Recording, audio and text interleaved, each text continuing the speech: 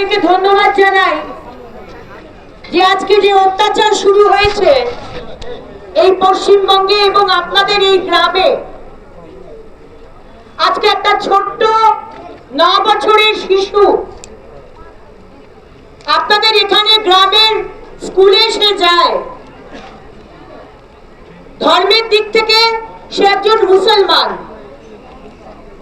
সেই ছোট্ট 9 বছরের শিশুকে শ্লীলতাহানি করেছে সেই স্কুলের হেডমাস্টার স্বপন বারিক।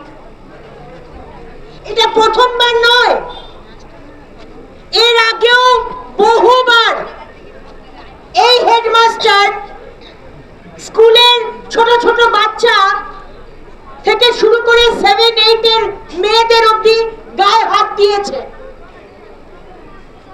আজকে এই মেয়েটি কাঁদতে কাঁদতে বাড়ি ফিরে মাকে বলেছে, মা আমার সাথে এটা হয়েছে। তার বাবা এখানে থাকে না, তার বাবা বাইরে থাকে। তার মা তার ঠাকুমা আজকে এখানে এসে এফআইআর করেছে। আমার প্রশ্ন এই পুলিশের কাছে যে এর আগে আমি যখন এখানে আসছিলাম, ওই স্কুলের বিভিন্ন ছেলেমেয়েরা তারা আমার কাছে এসে বলে, দিদি ভাই আমাদের অনেকের গায়ে হাত দেয়, দুটো পায়ের মাঝখানে আমাদেরকে বসিয়ে আমাদেরকে জাপটে ধরে আমাদের সাথে অসভ্যতামি করা হয়,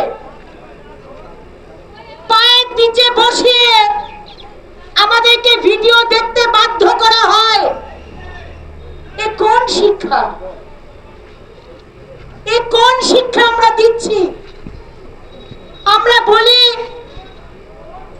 মাস্টার মশাই দিদিমণি এরা হচ্ছে সমাজ গড়ার কারিগর, আমাদের গুরু।